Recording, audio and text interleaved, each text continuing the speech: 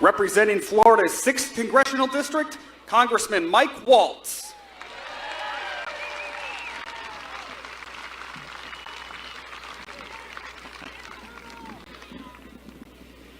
Hey everybody, Colonel Mike Waltz here.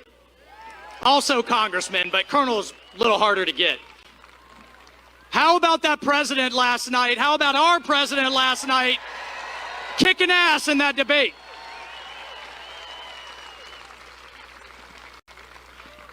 I'm Congressman Mike Waltz. I represent the area just east of here, all the way from Orlando to Jacksonville, with the great city of Daytona, right in the middle of my district. NASCAR, beaches, bikes, all kinds of great stuff. Listen, folks, I want to talk to you today about a couple of things. The main thing I want to talk to you about is the American dream. I've lived that American dream. By all accounts, I shouldn't be here right now. I should be dead over the mountains of Afghanistan, but I'm here, representing 800,000 of you, of Floridians, fighting for you. I grew up like Kat. I grew up with a single mom, busting through. She started as a clerk in a drugstore and busted through ceiling after ceiling after ceiling. I watched it as a little kid until she was able to retire as an executive vice president of one of the largest insurance companies in America. I'm so proud of that woman and so proud of moms. Took her 15 years to get through nights and weekends of school. Took me 4. We graduated the same year, right?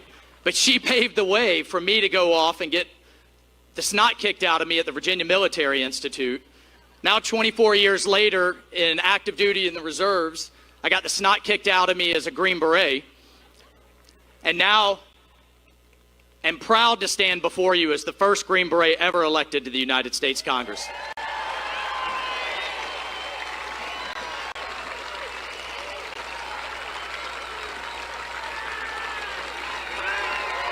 Thank you.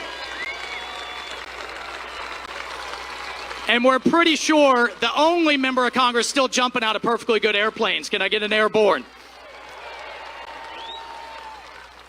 But here's the deal, folks. That American dream is under threat.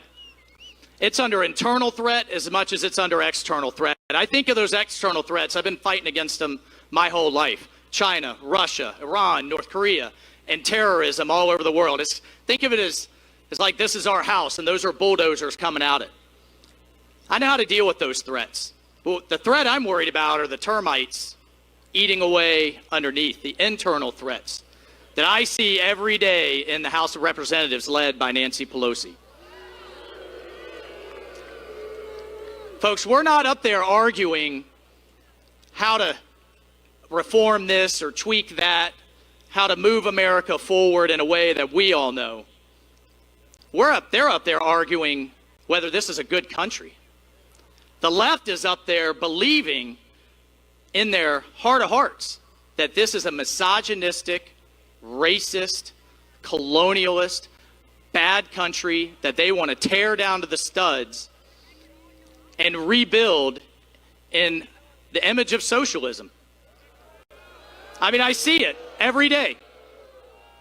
Things that we shake our heads at, things that AOC's talking about on the news, that stuff is written into law, and Nancy Pelosi is passing it out the House. Things like dropping the voting age to 16, kid you not.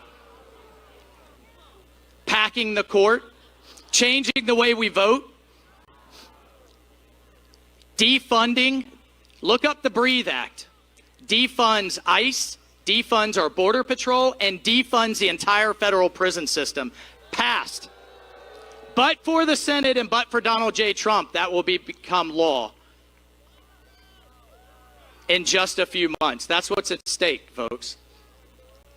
You know, my favorite line last night, there were a lot of good ones that the president delivered, but my favorite line, and I talk about this day in and day out, all over my district, all over Florida, all over the country, that this president truly has gotten more done in 47 months than Biden has gotten done in 47 years. The evidence is clear. So I'm going to ask you guys some questions. You just tell me, Biden or Trump? Who's gotten justice reform done? Who got veterans reform done? Who got tax reform done? Who moved our embassy to Jerusalem? The Abraham Accords, who got that done? Who's standing up to China, not selling out? And here's my favorite. Who is going to get the third conservative justice on the United States Supreme Court? Donald J. Trump will change a generation in line with our values.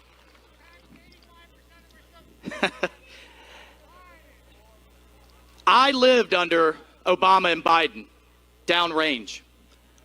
Here's the thing that really, there's a lot of things that really about send me over the edge up there in D.C. And I swear to you guys, some days I think Afghanistan's easier than Washington, D.C. right now. But to say that this president, this commander-in-chief, doesn't support our military is a bunch of crap. And the mainstream media back there just runs with it. With anonymous sources, I'm still waiting to hear them, versus 21 on the record that said he never said that about our veterans. It's irresponsible. So let me tell you what life was like under Obama and Biden downrange, because unfortunately, as a special operations officer, I had to lead the search. I didn't like it, but we had to do it for Bowe Berghdal. Do you remember Bowe Berghdal, that traitor? He stacked up his gear. He left his weapon behind. He emailed his father denouncing America and defected to the enemy. Defected. And we lost good men looking for him. Never in a million years did I think I would wake up and see his parents with President Obama and celebrating him as a hero. As a hero. That's their heroes. That's not our heroes. My first ever appearance on Fox News was that night to say, time out, America. Time out. Put up your ticker tape parade. Not a hero. He's a traitor. He got people killed, and he deserves to go to jail. That's speaking truth to power. That's what you need your representatives to do. That's why we need more veterans in Congress who understand what the hell's going on overseas and how to fight back here at home. Obama and Biden tied our hands, put restrictive rules of engagement, didn't give us the equipment we needed, didn't give us the training we needed, didn't give us the resources that we needed, and told us to go overseas and fight the nation's enemies. Not this president. This president has record defense budgets, supports our military, gives us what we need, told us to kick the snot out of Baghdadi, go kill Soleimani, defeat ISIS, and keep America safe. He let us do our jobs. That's what we need in a commander-in-chief. And you have the Democrats right now not only saying they're going to defund the police, they're going to defund the Pentagon too. We cannot go backwards, folks, not with the threats that we face. And it's not just our men and women in uniform. Where's our law enforcement? I see them out there keeping us safe. This president backs our blue. He backs our blue. If you're law enforcement, you're a first responder, please stand up. Because I see you out there keeping us all safe right now.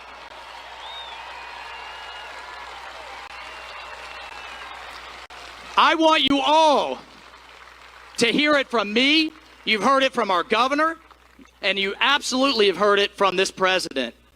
100%. Men and women in law enforcement, we have your back. We have your back. And if any politician is afraid to say that, in the first debate, Joe Biden wouldn't even say the words law enforcement, fire him, vote him out, get rid of him. Because our communities can't afford to have that kind of leadership. It's not American. It's not American. So thank you. We have your back, and we back our blue. Final thing. We have a duty, a sacred duty, to turn out and go vote.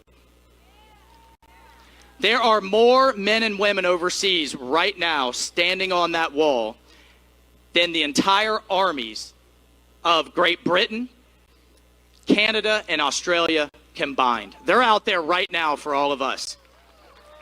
I had a deal.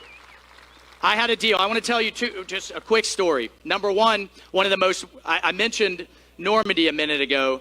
One of the most amazing things that I've been able to do as a member of Congress was go to the 75th anniversary of D-Day last year. I broke away from the congressional delegation, climbed into an original World War II aircraft, wearing an original uniform, and jumped over St. Mary Glees to celebrate those who came before us to keep us free. And I did it with a 92-year-old paratrooper. He jumped 3 times in his life. Once in training, they only gave him one, said you're good. Once in 1944, and then last year, 75 years later, he's hooting and hollering all the way down to the ground. And you know what? The French people, there were banners, thank you for our freedom, we love you, America, hugs. There were more American flags you see in Normandy. You would have thought D-Day had happened last week. So everybody, please go over there. And I thought about it as I saw here today, a 105-year-old World War II veteran and a 96-year-old Marine Corps veteran right here in the front row.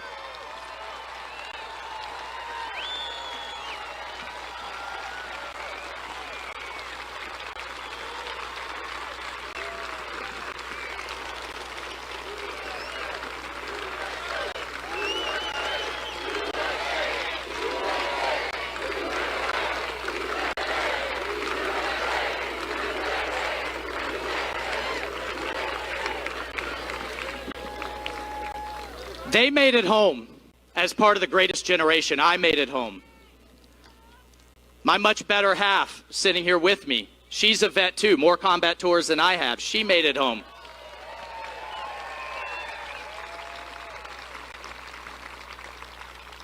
And so many veterans I see out here made it home, but there are a lot that didn't. I wear this bracelet for one of my Green Berets that I didn't bring home, and I've lived with that guilt every day, that as his commander, I didn't bring him home. But I'll tell you what, every day before I walk into that Capitol, I look in the mirror, I put on this bracelet, I tell myself to be worthy. Be worthy of his sacrifice. And my challenge to you is everybody here as Americans, be worthy of their sacrifices. Get out and vote. Everybody you know, get out and vote. Everybody you thought you ever knew, drag them out to get out and vote. Yelling at the television's not good enough. Posting on social media, not good enough. Telling your liberal relatives at Thanksgiving that they're dumb, not good enough. Roll up your sleeves and be part of the solution. Continue to serve. Serve your neighbor, serve your community, serve your country. Let's make America serve again. If I have it my way, we're going to get us back to national service, where every 18-year-old gets out and serves again. Support this president. Let's get him reelected to 4 more years, and let's move America forward as only President Donald J. Trump can do, getting results. God bless you all. I salute you. I salute you, and I salute you. Take care.